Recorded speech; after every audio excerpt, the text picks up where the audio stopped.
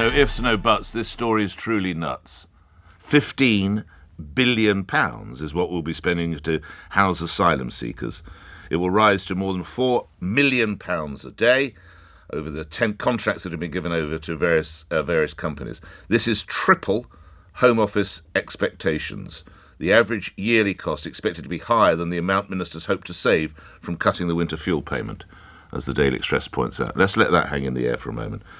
So all the pain they've taken, quite rightly, by the way, for the winter fuel payment, it is now be higher to house asylum seekers.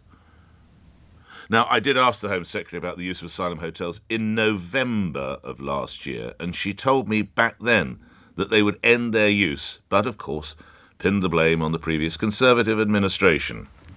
So we need to end the asylum hotels, and this is costing a fortune for the taxpayer, as well as being really the consequences of an asylum system that had just the Conservatives lost control of, and we need to get a grip of that. So when we came in July, what we found was that the previous government has effectively stopped taking asylum decisions. So they were down by about 75% in terms of the number of decisions that they were taking. That meant the backlog was soaring. So we were warned we would need a substantial increase in asylum accommodation over the summer and into the autumn. We've managed to prevent that. We've managed to avoid that by getting those asylum decisions being made again. And the consequence of what we're doing is a result is saving not just hundreds of millions of pounds, but actually billions of pounds over the next few years. What don't they get? What don't they get? This country has had enough with this uncontrolled immigration. It doesn't matter whether it's called the Brexit Party, UKIP, or now Reform. Consistently they do well in local elections, by-elections. Governments of both colours say, yes, we've got the message, we're listening. Keir Starmer saying we're going further and faster last week. Well, that's my analogy again. If you're going the wrong way in the M1, I'll tell you what, darling, let's go. I'm going to up the speed and go even further the wrong way up the M1. Are you nuts? If they vote UKIP, they vote Brexit, they vote Reform. People have had enough, and not enough is being done. March this year, Minister for Border Security and Asylum, God knows what she does all day, Dame Angela Eagle telling a panel of MPs she couldn't put a date on when the use of asylum hotels might end. I can't give her a date when hotels will close, but I can say that we're doing our best, given the huge cost and the contracts that we inherited from the party opposite for providing them being so expensive. It will certainly be in the interests of saving lots of money to close them as soon as we can, and we're certainly aiming to do so. So let's blame the Conservatives again then. Because it's these people, these Labour politicians, they were living on another planet. It's not as if they'd had 14 years to study the Conservatives' failure, and indeed to lecture us continually on radio shows such as these, in newspaper articles and in the House of Commons. They weren't aware of any of it, because they just visited from another planet, weren't they? No, absolute nuts again. Now, what of Reform after their sweeping local election victories last week? The party's newly elected mayor for Greater Lincolnshire, Dame Andrea Jenkins, said she wants to abolish the use of asylum hotels and put up tents instead. We will tackle illegal migration. We've been working on policies. I say no to putting people in hotels. Tents are good enough for France. They should be good enough for here in Britain. So what have the Danes learnt, where, you can read, they've confronted the problem with considerable success? Rafe Heydel-Mankoo is historian, senior fellow at the New Culture Forum. I guess we better start chronologically, if we may. How big a problem was it perceived to be in Copenhagen and in Denmark? Good morning. Good morning to you. Well, it was an extremely serious issue in Denmark, although compared to Britain, actually, it was a drop in the ocean. But to put it in context, in the 1980s, 1990s, only 1% of Denmark was composed of foreign nationals.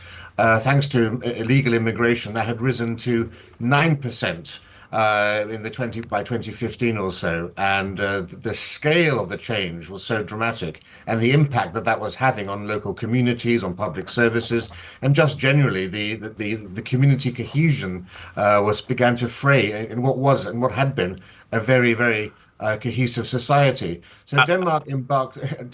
Was that being expressed at the ballot box, Rafe? Sorry to interrupt, but were politicians actually getting the message by whatever similar local by-elections go on over there, Rafe? Precisely. You had exactly the same sort of feeling of public unrest, but the Danes were listening. And what's remarkable about the Danish situation is that there was consensus across the political spectrum. So you had the left and the right both understanding the need to take draconian measures. And in fact, the prime minister who imposed the most draconian measures of all was the leader of the left wing party, and a former trade union leader, saying things you could never imagine Keir Starmer or Angela Rayner saying. And the policy essentially was a term we've heard before, a hostile environment. But it was a genuine hostile environment, not the sort of milquetoast hostile environment that Theresa May tried to create. What did it mean on the streets then, Rafe? So that meant, when you arrived, you had your benefits were cut by 50% from what they had been. There was a jewelry tax. So any assets you had on you, any jewelry, any cash, anything like that would be confiscated from you, and that would be used to be spent looking after you. They would take out ads in foreign newspapers in these trouble spots saying, "Don't come to Denmark, it's very unpleasant." And the messaging here was very clear. Don't come to Denmark, stay in Germany, stay in France, anywhere is better than coming here. And it's had huge success because the levels have gone down to levels not seen since the 1990s in terms of illegal immigration. And remarkably, the left-wing Danish prime minister said her goal was to have zero asylum applications in her country. Again, something you could never imagine someone in the Labour Party here saying. And the Swedes have actually gone a step further, actually, since they had so much trouble. Of course, Sweden, the centre for rape in Europe. Sweden also the centre for bombing attacks, all due, of course, or much of it due to illegal immigration. That's brought in a right-wing government. And for the first time in half a century, Sweden now has negative net immigration. More people are leaving the country because of this hostile environment. And they're also encouraging voluntary remigration by paying people 30,000 kroner to leave the country. And if you're a family of 4 or 5, that's a hefty chunk of cash to start up a new life. What would that be in sterling? 30,000 kroner, Rafe. Sorry, you've got me on that. I think it's around. I can't. But it's anyways. It's several thousand euros. Okay. Grateful for all your input and comprehensive knowledge. Thank you, Rafe Heydel-Mankoo is historian and senior fellow with the New Culture Forum. 13 after 7. Zoe Gardner is independent migration researcher. £15 billion over the next 10 years or so. Surely that means we need to bring an end to this system. Good morning to you. Good morning, Nick. Yeah, totally agree. We should have brought an end to it long ago, and we should bring an end to it tomorrow. This is ridiculous. All that money going into the hands of private corporations that have made an absolute killing off of horrible, poor quality accommodation that isn't working as a system as a whole. So what would work, Zoe? Well, what we should be doing is letting these people work so that they can start contributing to the cost of their own accommodation. That is the first and most obvious But they thing. might be illegal. Well, I don't really understand that question. Sorry, what do you mean? Well, their claim for asylum might not be a valid one. Well, I mean, then they're still in the asylum procedure, same as before. Well, then they'll vanish, won't they? Well, why Once would you they give them vanish funds, won't they just anymore? go off radar, as it's called? But I mean, we're currently supporting them in hotels and providing them with But food. the answer is tents, isn't it, as the Reform Mayor says? Well, actually, no, that's not the answer. Why? Well, because firstly, it's morally abhorrent to talk about leaving homeless people. It's also morally abhorrent that foreign people drown in the Channel, of course.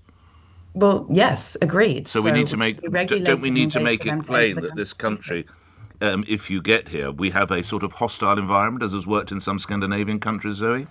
Well, I think what we heard just now is really fascinating because we do all those things that your previous caller talked Do about. we? We take people's jewellery. I didn't know that. We take out ads in foreign newspapers Don't and take in people's foreign jewellery, do countries we? if they don't come to the UK. We check what assets you have as an asylum seeker, and if you are able to support yourself and you have money, then you don't get provided with free accommodation. So it's the same thing essentially, except it's slightly less sinister and gross than saying we'll snatch your jewellery, which is obviously, if anybody's come here... Do you not think it's gross that elderly people can't have the winter fuel allowance? But I do. I think it's absolutely I mean, that's what's gross to me, Zoe. disgusting. And I'll tell you what, elderly people are at real risk in this country. If we went down the route of those Nordic countries that we were just talking about, if we had negative immigration in this country, that would be a disaster. We would no longer be able to pay pensions. We would have nobody staffing our care homes. Elderly people will be the first to suffer if we were to go down an even more hostile Well, maybe route. we could get some of our What indigenous we should be doing population is to just work. letting them work. They can do all these jobs that we have desperate need for in our economy. We have, the baby boomer generation. I Nick. do. You're talking to one. Yeah, and it's my parents' generation, and I want to see them well looked after. But they're reaching retirement now. They're called baby boomers because there's a lot of them, right? There are a We're lot of us. shifting in our demographic now. That group of people reaching retirement and moving out of the labour market is a serious challenge to our future. Give my best regards to your parents who are fellow baby boomers. Zoe Gardner, thank you for your input. You're an independent migration researcher. There are the two sides of the story. We'll take your view on that.